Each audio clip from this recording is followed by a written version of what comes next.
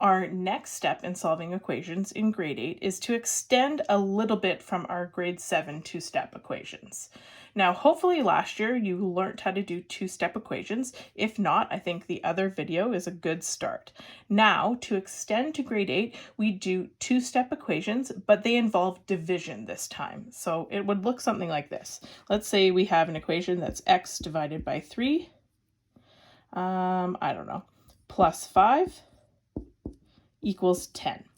Okay, so we have to do what we always do when solving equations, and that first step is always to isolate x. In this case, that means we need to keep our x on one side and everything else on the other side. So we have to move this constant. Remember, to move anything to the other side or to get rid of it, we always perform the opposite operation. So in this case, plus 5, the opposite is subtract 5. And whatever I do to one side, I must do to the other. That preserves equality. So plus 5, subtract 5, that cancels each other out. Think back to your integer rules. And then I'm left with, on this side, x divided by 3. And on this side, 10 minus 5, which equals 5. Now we've isolated x. You can see that the x is on one side of the equals, and everything else is on the other. So now our last step is to solve for x. When we're solving for x, we of course need to perform the opposite operation. That's what we're always doing in algebra. So the opposite operation in this case, we see that x is being divided by 3, so the opposite operation is to multiply by 3. We multiply by 3, we put that 3 up there, so it's like it's saying 3 divided by 3. And we know that 3 divided by 3 is 1, and 1x is only x, right? So that cancels each other out. Then whatever I do to one side, so we multiply by 3, I multiply by 3 on the other side, and I'm left with x equals 15. Now remember, we can always check to see if we're correct by substituting into the original equation. So I'll just erase the work here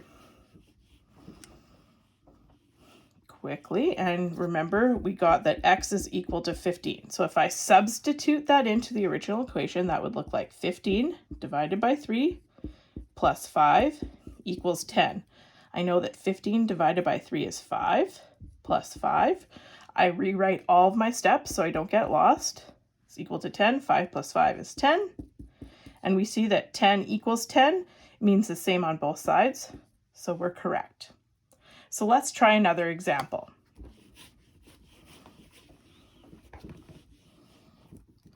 Okay, let's use a different variable this time. So let's say we have y divided by 4, subtract, I don't know, let's do 6 equals, let's see, what do I want to do here? 1. Okay, so looking at this, we have to think, how do we isolate x? We need to leave the x, in this case, the variable is y, so leave the y on one side and get the constants to the other. So let's move this constant over. So it is subtract 6, so that means the opposite operation that we always perform is plus 6. We do that to both sides to make sure that we preserve equality. And then I'm left with just y divided by 4. And then I have 1 plus 6, which equals 7. So now what do? We've isolated our variable, isolated y, make it look less like a 4. And now we need to perform the opposite operation again. So in this case, it's divide by 4. So that means the opposite operation is to multiply by 4. These cancel out, leaving us with 1y, and then I also multiply by 4 on the other side. So y is equal to 28. Now again, we can always check. I like this step, so I always know that I'm correct. So I'll erase the work and then substitute it in. So we found that y is equal to 28, so let's see if it works. So I substitute for my y, so that means I'd have 28 divided by 4, subtract 6, equals 1. So 28 divided by 4 is 7, minus 6 equals 1. 7 minus 6 is 1, equals 1. So I have the same number on both sides, so I know that I'm correct. Now the last extension that we would do in grade 8 would be to add integers into the equation.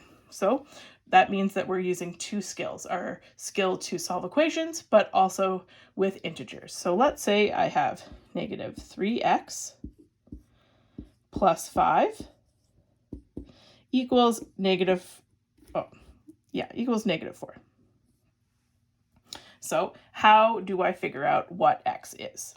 So you guessed it, we do exactly the same steps. So we always start by isolating x, moving the constant, which is this.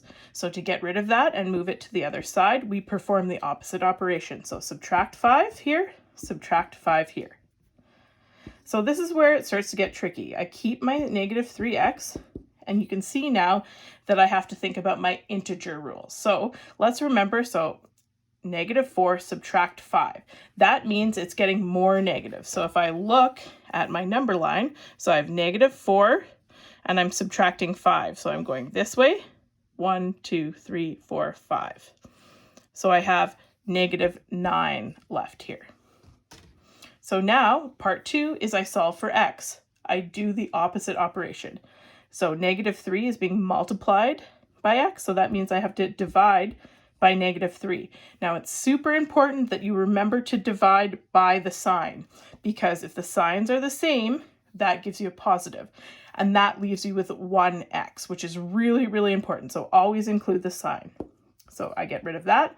Whatever I do to one side, I do to the other, and I'm left with x and negative 9 divided by negative 3. So I know my answer is 3. My sign answer, if we do multiplication or division and the signs are the same, it's always positive. So my answer is positive 3. Now let's see if that works. We do the same thing. We check our answer to make sure that that's correct by substituting it in. So x is equal to 3. Let's substitute it in. So negative 3 times 3 plus 5 equals negative 4. So negative 3 and positive 3, I know that the answer is 9.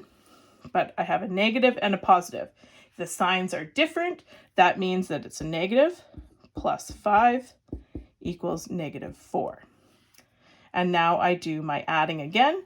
So if I look back at my number line, I'll just erase what we did before. This time we're starting at negative 9. And we're adding 5. So we go 1, 2, 3, 4, 5. And I'm back at negative 4. So negative 4 equals negative 4, and I'm correct. So we'll do one last example, and this time we will do some division. So we have x divided by 2 plus 5 equals